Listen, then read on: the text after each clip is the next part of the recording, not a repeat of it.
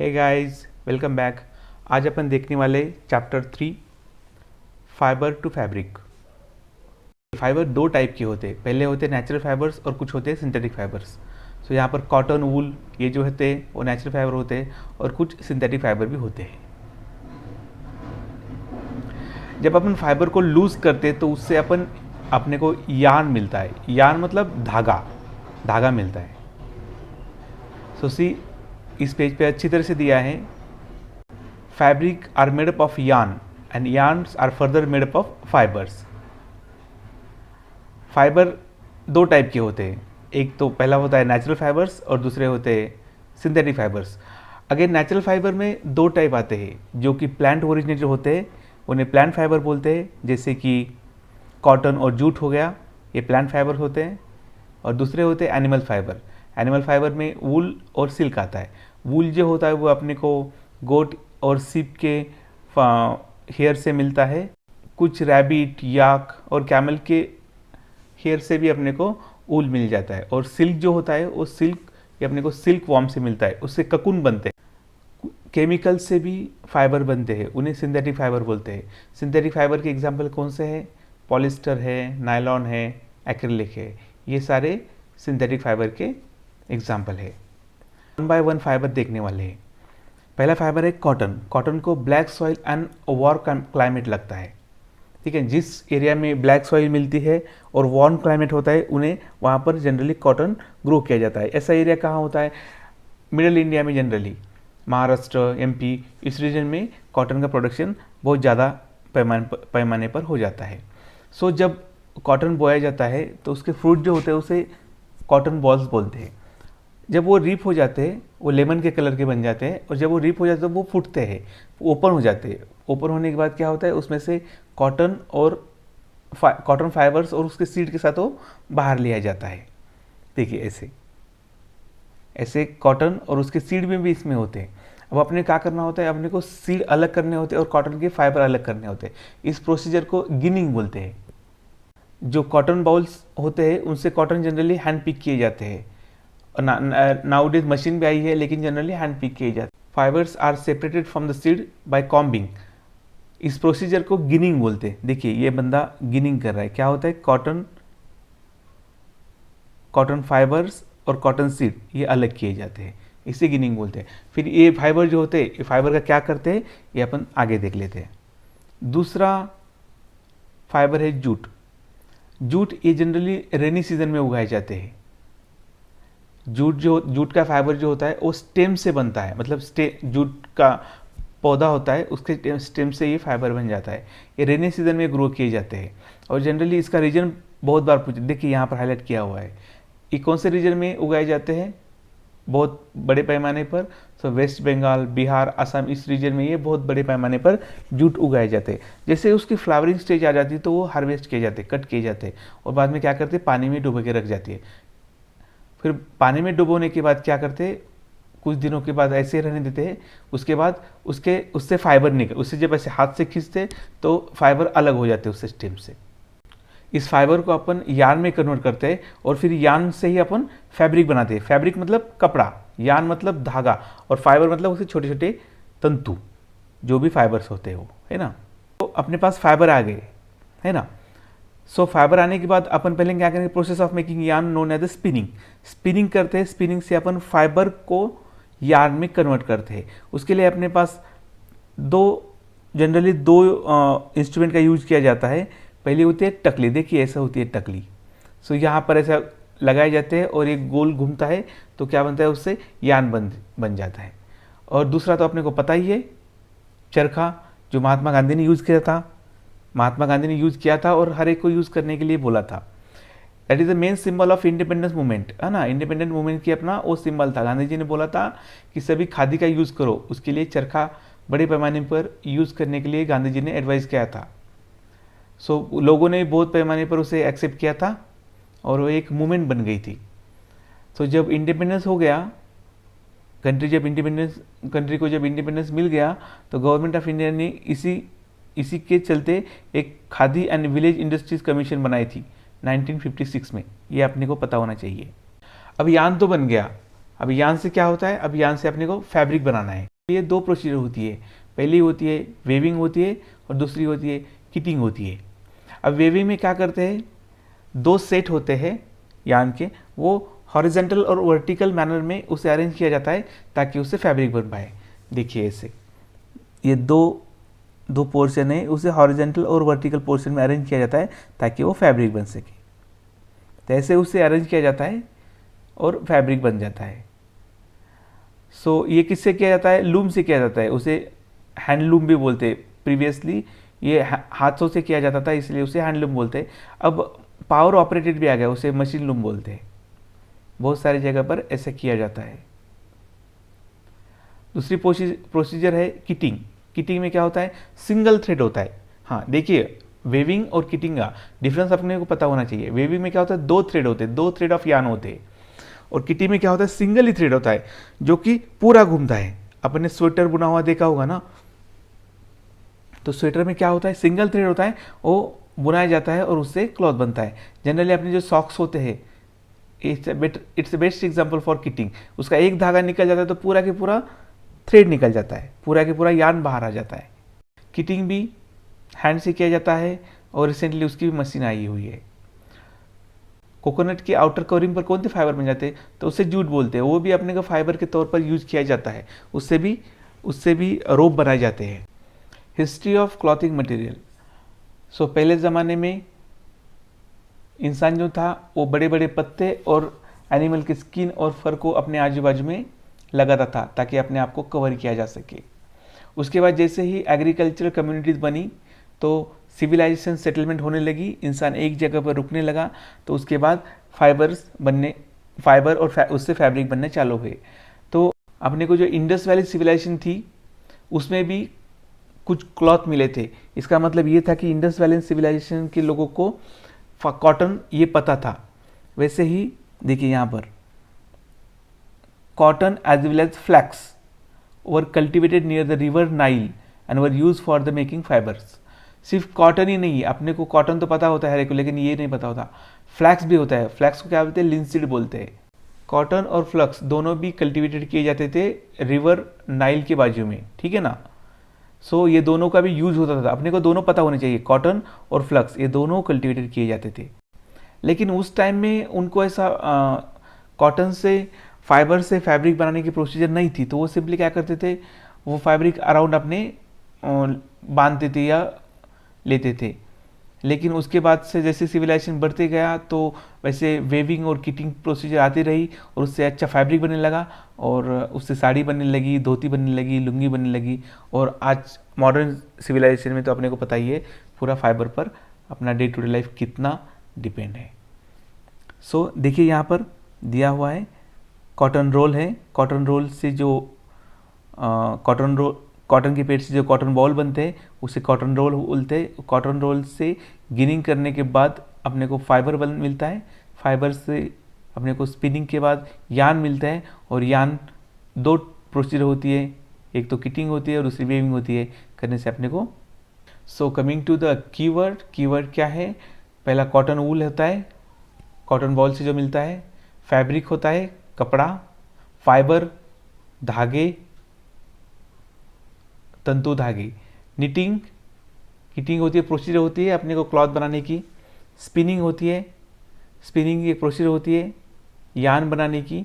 Waving एक procedure होती है फाइबर बनाने की, फैब्रिक बनाने की।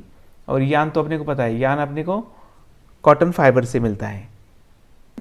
यान is made up from fibres, ये स्टेटमेंट सही है, फाइबर से ही यान मिलता है। Spinning is the process of making fibres. Spinning से फाइबर बनते हैं क्या, नहीं, स्पिनिंग से क्या बनता है, स्पिनिंग से यान बनता है। Jute is outer covering of coconut, right, outer covering coconut को जूट बोलते हैं। Process of removing seed from cotton is known as ginning, हाँ सही है, प्रोसेस को ही गिनिंग बोलते हैं। Weaving of yarn make a piece of fabric, weaving करने से अपने को फैब्रिक मिल जाता है, सही है। Silk fibre is obtain from the steam of plant, steam of plant से मिलते हैं क्या, नहीं, वो कहाँ से मिलते हैं, वो ककून से मिलते हैं जो कि सिल्क वर्म बनाते हैं। Polyester is the natural fibre. Polyester natural fibre है क्या? It's example of synthetic fibre जो कि मैन मेड होते। ठीक है, coming to the filling the blank, plant fibres are obtain from cotton and jute, animal fibres are wool and silk. That's it.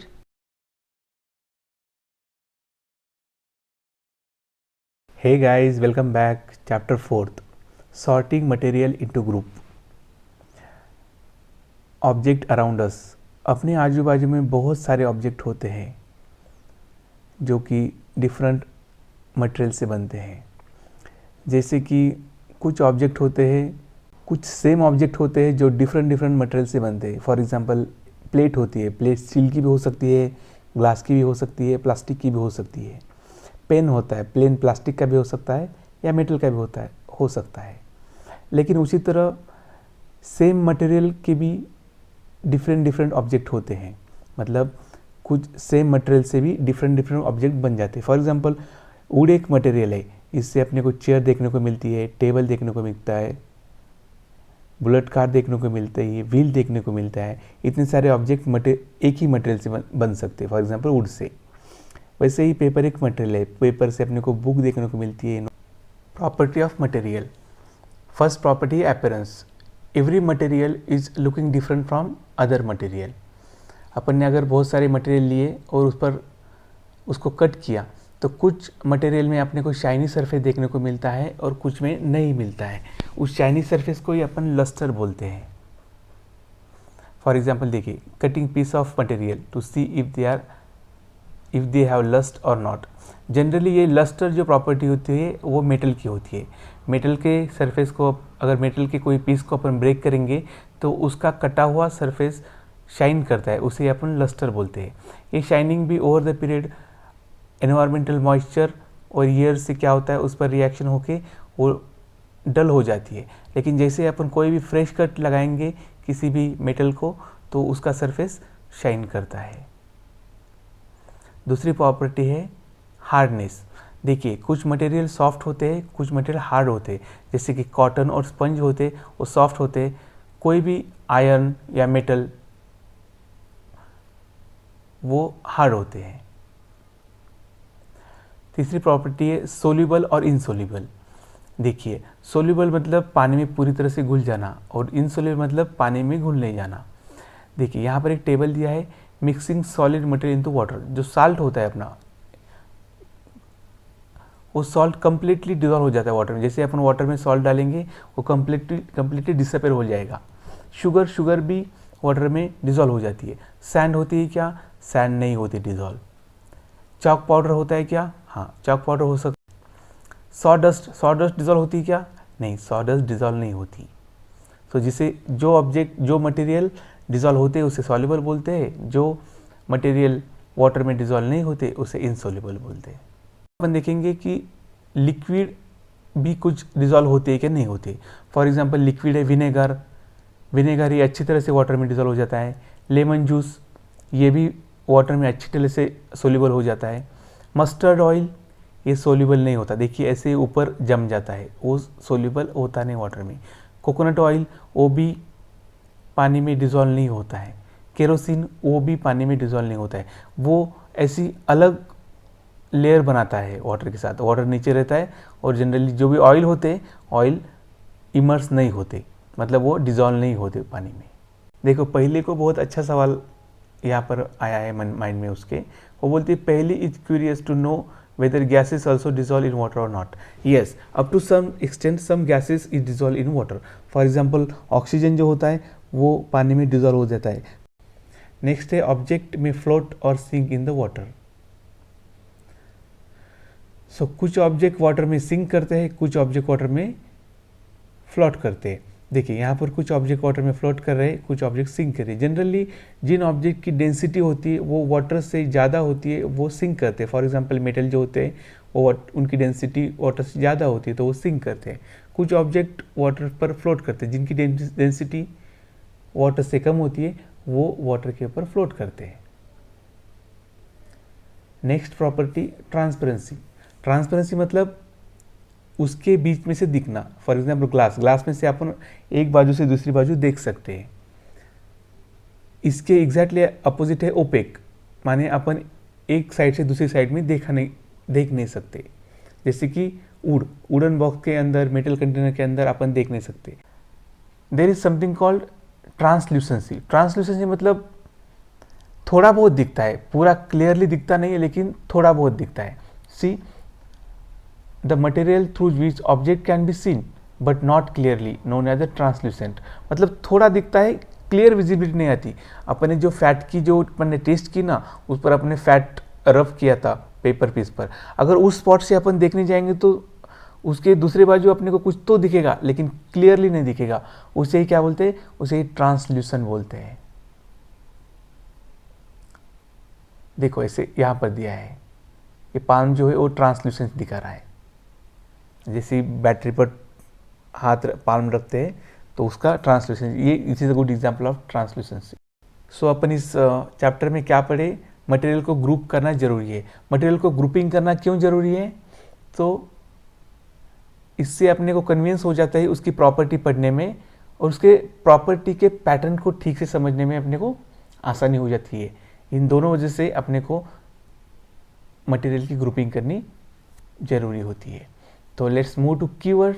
Hard, insoluble जो कि resolve नहीं होता, lustre shine करने वाला सरफेस, मटेरियल देखे, मेटल्स देखे अपन ने, ओपेसिटी क्या होती है जिसके एक दूसरे से एक साइड से दूसरी बाजू अपन देख नहीं सकते, रफ देखा, सोल्यूबल जो कि रिजॉल्व हो जाता है, ट्रांसल्यूसेंट दिखता है लेकिन क्लियरली नहीं दिखता, इसे ट्रांसल्यूसेंट बोलते हैं।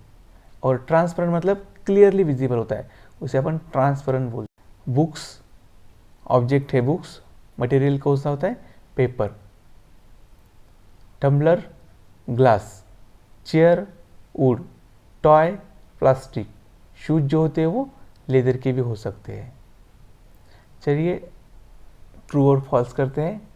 Stone is transparent while glass is opaque. नहीं, अपोजिट कर दिया। ग्लास कैसी होती है? ट्रांसपेरेंट होती है। स्टोन कैसा होता है? ओपेक होता है। Notebook has lustre while eraser does not. नहीं, ये गलत है। Chalk dissolve in water. हाँ, चॉल्क डिजॉल्व हो सकता है वाटर में। Pieces of wood float on water. Exactly, wood की जो पीसेस होते हैं वो वाटर में फ्लोट करते हैं। Sugar does not dissolve in water. ऐसा होता है क्या? नहीं, शुगर तो अच्छी तरह से डिजॉल्व हो जाती है। Oil mix with water. Oil water में क्या होता है? मिक्स नहीं होता है, वो ऊपर फ्लोट करता है। Sand settle down in the water. Exactly, salt क्या होती है? सेटल डाउन होती है। Vinegar dissolve in the water. Exactly, vinegar भी ये लिक्विड होता है जो कि वाटर में अच्छी तरह से डिजॉल्व हो जाता है। सो चलिए फाइंड आउट द ऑड। इसमें से अपने को ऑड फाइंड आउट करना है। Chair, bed, table, baby, cupboard. इसमें और क्या है? बेबी है, ठीक है ना, क्योंकि चेयर, बेड ये जो है ये नॉन लिविंग है, बेबी तो लिविंग है। रोज, जैस्मिन, बोट, मेरीगोल्ड, लोटस। इसमें और क्या है? बोट है, क्योंकि ये पूरे सारे फ्लावर्स है और बोट फ्लावर नहीं है। Aluminium, iron, copper, silver, sand, ये सारे मेटल है लेकिन सैंड मेटल नहीं है, सो सैंड इज डिफरेंट। अब इसका आपको बताना है कमेंट सेक्शन में। Sugar, salt, sand, copper sulphate, इसका आंसर आप कमेंट सेक्शन में दे देना, मैं नेक्स्ट वीडियो में बताऊंगा। That's it. अगर आपको ये वीडियो अच्छा लगे तो लाइक कर देना, कुछ शिकायत हो तो कमेंट बॉक्स से ही। चलो मिलते हैं नेक्स्ट वीडियो में, बाय बाय।